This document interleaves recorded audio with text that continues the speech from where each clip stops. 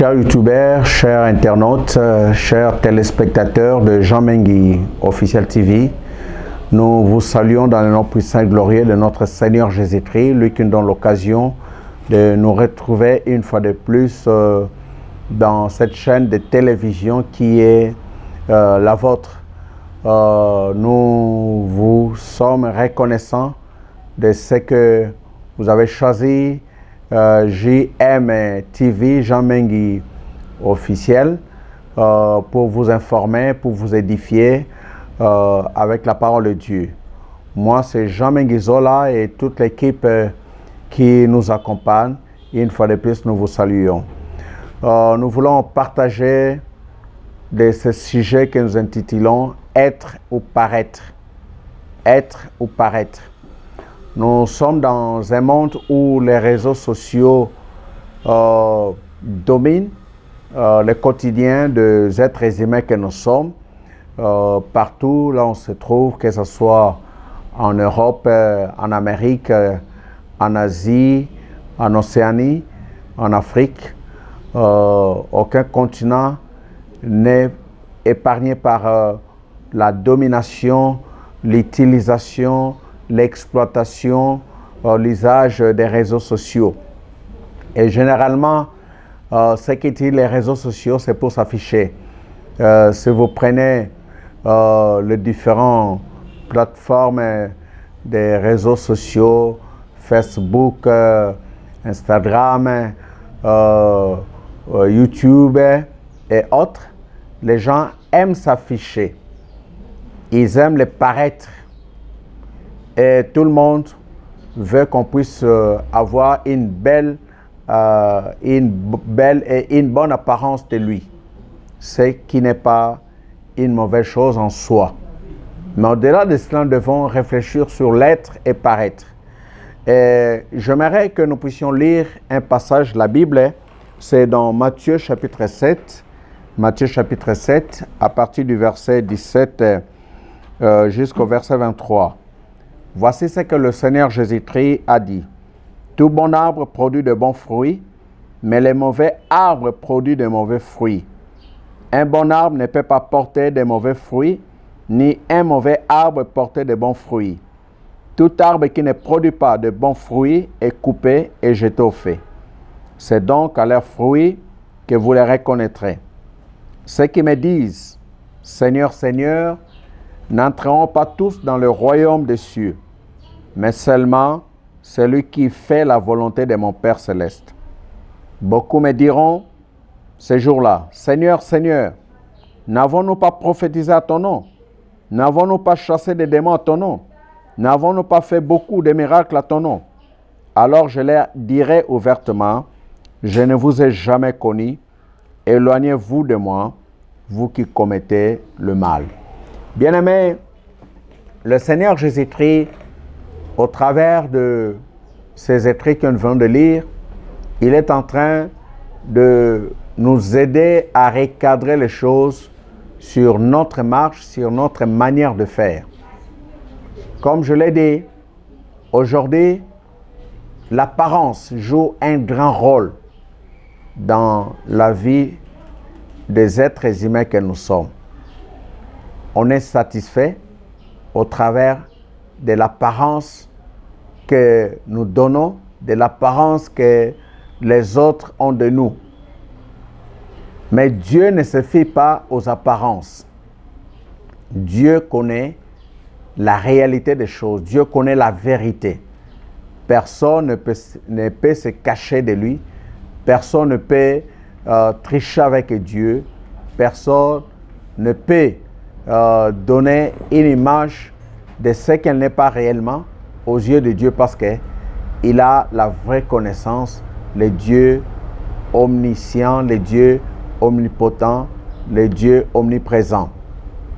Bien-aimé, le Seigneur parle de l'arbre de fruits. Il dit, tout bon arbre porte de bons fruits. Un mauvais arbre ne peut pas porter de bons fruits. Tout comme un bon arbre ne peut pas porter de mauvais fruits. Et au-delà de cela, le Seigneur nous dit, Dans le dernier jour, nombreux sont ceux qui vont dire, nous avons prêché à ton nom, nous avons opéré des miracles, nous avons chassé les démons, nous avons guéri les malades. Mais une réponse leur est réservée. Retirez-vous de moi, éloignez-vous de moi. Je ne vous ai jamais connu, vous qui commettez l'iniquité. Être ou paraître. Bien-aimé, l'être est plus important que paraître. L'être, c'est ce que nous sommes réellement aux yeux de Dieu. C'est ce que nous sommes réellement partant de notre conscience. Parce que nous pouvons tromper tout le monde, mais nous ne pouvons pas tromper Dieu et nous ne pouvons pas nous tromper nous-mêmes. Dieu veut que nous soyons réellement ce que lui veut que nous puissions être. C'est pourquoi dans 2 Corinthiens chapitre 5 verset 17, il dit, si quelqu'un est en Christ, il est une nouvelle créature. Les choses anciennes sont passées et voici toutes choses sont devenues nouvelles. Et lorsqu'on parle de la nouvelle créature, lorsqu'on parle des choses anciennes, cela revient à dire qu'à un certain moment, la personne donnait une certaine apparence et les gens pouvaient facilement la juger partant de l'apparence que la personne donnait. Mais Dieu veut que nous puissions avoir une apparence réelle, que nous soyons vrais en nous-mêmes. Et nous pouvons l'être que lorsque nous sommes en communion avec Jésus-Christ. Parce qu'on dit si quelqu'un est en Christ, il devient une nouvelle créature. Le Seigneur va balayer tout ce qui est apparent. Et le Seigneur fera que la personne puisse retrouver sa vraie identité à ses yeux et que cette vraie identité soit gardée jusqu'à la fin. Et pour une telle personne, le Seigneur ne dira pas « Éloignez-vous de moi, vous qui commettez l'iniquité, je ne vous ai jamais connu. » De quelle manière vous qui me suivez, vous voulez que Dieu puisse vous connaître? Dieu veut avoir une vraie connaissance de vous. Et cette vraie connaissance de vous ne peut partir que de Jésus-Christ.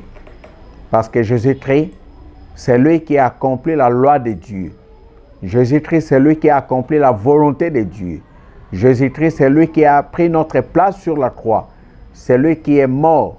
C'est lui qui a accepté la condamnation à notre place pour qu'en retour, nous puissions vivre sa vie. Et lorsque nous vivons la vie de Jésus-Christ, il n'y a pas des apparences. Il y a la véritable vie parce que Jésus, il est la vie. Il a dit dans Jean chapitre 14, 6, « Je suis le chemin, je suis la vérité, je suis la vie. » La vie, c'est lui. C'est pourquoi nous avons tout intérêt à être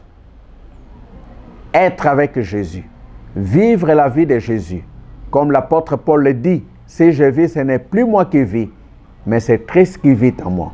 Et quand Christ vit en nous, il nous donne la vie véritable. Les apparences tombent, les masques tombent, tout ce qui n'est pas de lui s'efface, se dissipe. Et la véritable vie qui émane de lui se manifeste, partant de l'intérieur pour s'extérioriser. C'est pourquoi la Bible dit, même si notre homme extérieur se détruit, l'homme intérieur se fortifie. Bien-aimé, Dieu n'a pas besoin des apparences. C'est bon pour plaire aux autres. Mais l'apôtre Paul dit, si je cherche à plaire aux hommes, je ne suis pas serviteur de Christ. Cela revient à dire que nous devons obéir à la loi de Dieu.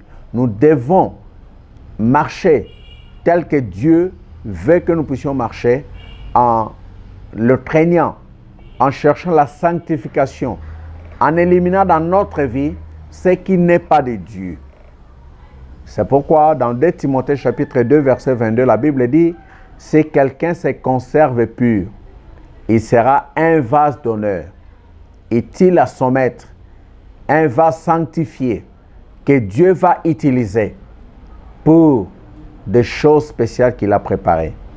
Bien-aimés, ne cherchons pas les apparences, mais cherchons à vivre la véritable vie sous la direction du Saint-Esprit. Sous la direction du Saint-Esprit. Vous savez qu'Ananias et Saphira ont voulu chercher les apparences, mais ils ont facilement été démasqués par le Saint-Esprit. Bien-aimés, ne cherchons pas à nous laisser démasquer. Enlevons tout ce qui apporte l'impureté dans notre vie. Cherchons à être vrais. Cherchons à nous conserver purs au travers de la parole de Dieu, au travers de la vie de sanctification, au travers de la marche selon le Saint-Esprit et en faisant ce que Dieu attend de nous. Que le monde ne nous trompe pas, que le monde ne nous emballe pas dans ses apparences, mais que la vie véritable de Dieu se manifeste en nous. C'est ce que le monde attend, parce que nous sommes sel de la terre, nous sommes lumière du monde.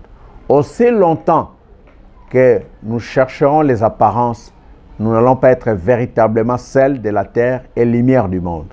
Mais quand nous mettons de côté les apparences, à ce moment-là, nous allons vivre notre vie véritable. Et si nous vivons cette vie véritable, au jour du jugement dernier, au lieu qu'on nous dise « Éloignez-vous de moi, vous qui commettez l'iniquité », au contraire, on va dire « Entrez dans la joie de votre maître et la récompense nous sera donnée ». Soyons vrais.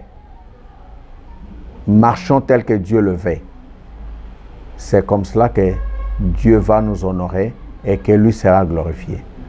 Lorsque le Seigneur puisse vous bénir, gardons toujours contact sur cette chaîne